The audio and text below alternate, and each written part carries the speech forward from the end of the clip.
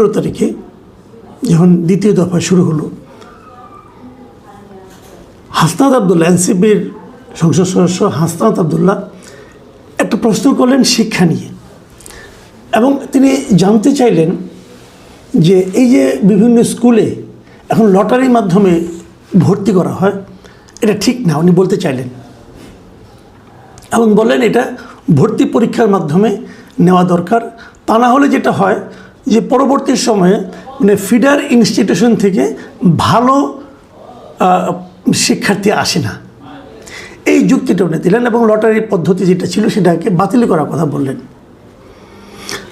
জবাবে আমাদের শিক্ষামন্ত্রী মিস্টার এহসানুল হক মিলন, আমার খুব পছন্দের লোক, ওনার সঙ্গে আমার ব্যক্তিগতভাবে একটা সম্পর্ক আছে। এইভাবে উনি আমি যখন ইউনিভার্সিটিতে পড়তাম, যে হলে থাকতাম সেই হলে উনি নির্বাচিত ছাত্র সংসদের ভিপি ছিলেন। সে হিসেবে আমার সঙ্গে খুব ভালো সম্পর্ক। উনি খুব ত্বরিত মানে ব্যবস্থা নেওয়া দিতে অভ্যস্ত, আগেও দেখেছি এখনও দেখি। উনি সেখানে বললেন যে এটা নিয়ে আগে যেটা ছিল লটারি সিস্টেম সেটা আদৌ মানে ভালো কিনা উনি ভালো বলে উনি মনে করেন না, এবং কী করতে হবে আগামীতে এটার জন্য উনি বিভিন্ন স্টেক হোল্ডার যারা আছে, অভিভাবক যারা আছে, অভিভাবক এবং আরও যারা এর সঙ্গে সম্পর্কিত তাদের সঙ্গে বসবেন, বসে কথা বলবেন। তারপরে এটা নিয়ে সেমিনার সিম্পোজিয়াম করবেন, তারপরে মাননীয় সংসদ সদস্যদের সঙ্গে কথা বলবেন এবং তারপরে একটা জনমত সৃষ্টি করবেন, এবং জনমত সৃষ্টির মাধ্যমে আগামী শিক্ষাবর্ষে কিভাবে ছাত্র ভর্তি করতে হবে সে ব্যাপারে তার সরকার একটা সিদ্ধান্তে যাবেন। আমার কাছে এই কথাগুলো ভালো লেগেছে কেন আমি সবসময় বলে থাকি, একটা বড় যখন কোনো সিদ্ধান্ত নেবেন আপনি, এবং যে সিদ্ধান্তের সঙ্গে অনেক মানুষ জড়িত, অনেক লোকের ভবিষ্যৎ জড়িত, অনেক লোকের জীবন জড়িত, সেই সিদ্ধান্তগুলো কমন সেন্স দিয়ে নেওয়া উচিত না। আমি বহুবার বলেছি যে কমন সেন্সটা খুব জরুরি একটা বিষয়, বাট কমন সেন্স দিয়ে বড় কাজ করা যায় না। বড় কাজ করার জন্য দরকার এক্সপার্ট লোক, অভিজ্ঞ লোক, বিশেষজ্ঞ লোক। তো ওনার কথা আমার কালকে পর্যন্ত পছন্দ হলো। আজকেই দেখলাম উনি একটা প্রেস কনফারেন্স করেছেন, এবং সেই প্রেস কনফারেন্স করে বলছেন যে আগামী বছর থেকে এই লটারি পদ্ধতির ভর্তি প্রক্রিয়া থাকবে না। আমি বিস্মিত হলাম একটু এই কারণে যে উনি যে চট করে না করে দিলেন এটা থাকবে না, তো সেটা উনি এর মধ্যে কার সঙ্গে কথা বললেন? উনি তো বললেন যে উনি স্টেক হোল্ডারদের সঙ্গে কথা বলবেন। উনি কোন অভিভাবকদের সঙ্গে কথা বললেন 24 ঘন্টার মধ্যে? উনি কোথায় সেমিনার সিম্পোজিয়াম করলেন? উনি কার সঙ্গে আলোচনা করলেন? যারা নাকি শিক্ষা বিষয়ে এক্সপার্ট তাদের নিয়ে বসেছিলেন, কবে বসলেন? যদি বসলেন তাহলে সেটা আপনি গতকালকে বললেন না কেন? তার মানে উনি আজ রাতে মানে গত রাতে ওখান থেকে বেরিয়ে এসে একা একা চিন্তা করেছেন, অথবা দু একজন বন্ধুবান্ধবের সঙ্গে কথা বলেছেন, অথবা যাদের সঙ্গে ওনার সম্পর্ক আছে তাদের সঙ্গে কথা বলেছেন, এবং তারপর কমন সেন্সের ভিত্তিতে আজকে ডিক্লেয়ার করে দিলেন যে কোনো লটারি পদ্ধতি আর থাকবে না আগামীতে, এবং ভর্তি পরীক্ষার মাধ্যমে হবে, প্রাইমারি স্কুল থেকে ভর্তি পরীক্ষার মাধ্যমে হবে। আমি এখানে কয়েকটা প্র্যাকটিক্যাল কোয়েশ্চেন করি আপনাকে, এবং আমি সবাইকে জন্য এটা বলছি। ধরেন ক্লাস 1-এর একটা ছাত্র, সে কি ভর্তি পরীক্ষা দেবে? তার মানে স্কুলে আসার আগেই তাকে পড়াশোনা শুরু করতে হবে। যদি সে 5 বছর বয়সে ক্লাস 1-এ ভর্তি হয়, তার আগেই তাকে কোচিং করতে হবে, পড়াশোনা করতে হবে, কারণ তাকে একটা ক্লাস 1-এ ভর্তির জন্য একটা ভর্তি পরীক্ষা দিতে হবে। একটা শিশুকে আপনি কোথায় ঢুকিয়ে দিচ্ছেন একবার খেয়াল করেছেন? আপনি যেভাবে ভাবেন একটা শিশু কিন্তু সেভাবে ভাবে না। এই বিষয়টা কিন্তু আপনাকে খেয়াল রাখতে হবে। একটা শিশু প্রতিযোগিতার কথা ভাবে না, একটা শিশু আনন্দের সঙ্গে শিক্ষা লাভ করতে চায়। আপনি কোন জায়গার পদ্ধতি এখানে আনছেন? একটা শিশু কি হবে আপনি ক্লাস 1-এ বুঝতে পারবেন? আমি মিলন ভাইকে বলবো এবং অন্য আপনাদের যারা শুনছেন তাদের সবাইকে বলবো, ভাবুন তো ক্লাস 1-এর যে ছেলেটা অথবা যে মেয়েটা, যে আপনার যে সহপাঠী ক্লাসে ফার্স্ট হতো, সে এখন কোথায়? সে কি এখনও ফার্স্ট হয়ে চলেছে? যে শিক্ষার্থী আপনার যে সহপাঠী ক্লাস 2-তে ফার্স্ট হয়েছিল, সে এখন কোথায়? যে 3-তে ফার্স্ট হয়েছিল, 4-এ ফার্স্ট হয়েছিল, 5-এ যে বৃত্তি পেয়েছিল, সে এখন কোথায়? মানে এগুলি আপনি ক্লাস 4-5-এ একটা স্টুডেন্টের ভবিষ্যৎ বিচার করতে পারবেন না। তাহলে তখন আপনি কেন তাকে এক জায়গায় নিয়ে যাচ্ছেন? আমার এক বন্ধু বলেছিল, এই যে বড় বড় স্কুলগুলি, কলেজগুলো, এই যে নটর ডেম কলেজ অথবা হলি ক্রস কলেজ অথবা ভিকারুন নিসা কলেজ, এদের স্টুডেন্ট তো ভালো রেজাল্ট করবেই। এই কারণে করবে, সব ভালো স্টুডেন্টরা তো এখানে আসছে। একটা মনে করেন স্টুডেন্ট, একটা মেয়ে মনে করেন তার ফ্যামিলি মিরপুর থাকে, উত্তরায় থাকে, তার কিন্তু লক্ষ্য থাকে আমি আমার বাচ্চাকে আমি হলি ক্রসে ভর্তি করব অথবা ভিকারুন নিসায় ভর্তি করব। ধরা যাক সে ভর্তি হতে পারলো, সবচেয়ে ভালো স্কুল, ওইখানে একটা স্কুল আছে প্রাইমারি স্কুল অথবা হাই স্কুল, সেই স্কুলের স্টুডেন্টটাকে আপনি এনে ভিকারুন নিসায় ভর্তি করলেন, সবচেয়ে ভালো স্টুডেন্টগুলি ভিকারুন নিসায় আসলো এবং এখানে রেজাল্ট ভালো হবে, এটুকু আপনি দেখলেন।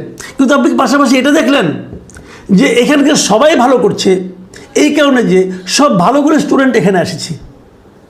কিন্তু এদের আসা যাওয়ার জন্য এই পরিবারটার মধ্যে যে কষ্টটা নেমে আসলো, যে ভোগান্তিটা আসলো, এই মেয়েটার জীবনে সকালে ঘুমের থেকে ওঠার পর যে প্রেশারটা শুরু হলো, স্কুলে যাওয়া, পৌঁছতে হবে, স্কুল থেকে বাসায় ফিরতে হবে, এটা কি ওর জীবনটাকে স্বাভাবিক রাখছে?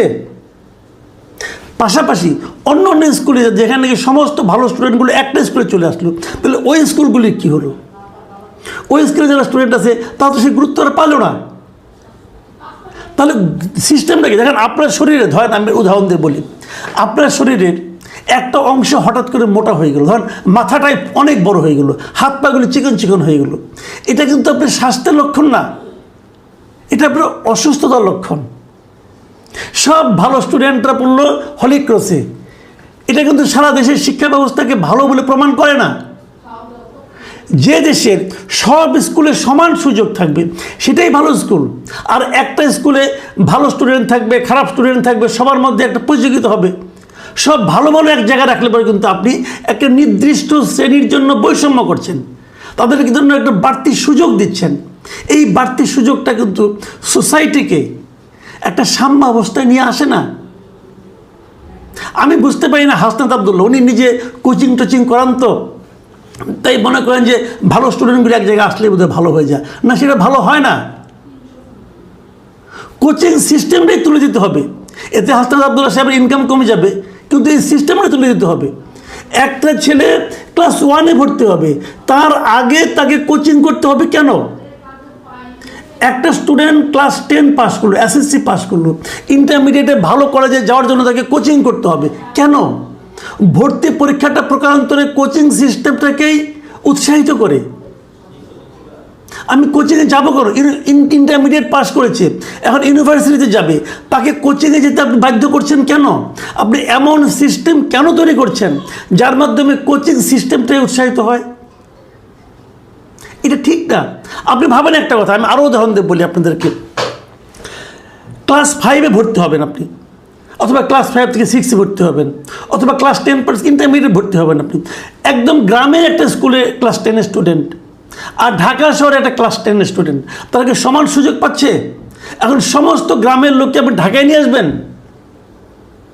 আনবেন না। বরঞ্চ অনেকে বলে না যে না, আমি আমার শিক্ষা ব্যবস্থা যতই হোক, আমি পোলাপানকে, বাচ্চাদেরকে পড়াশোনা করার জন্য আমাকে ঢাকায় থাকতে হয়।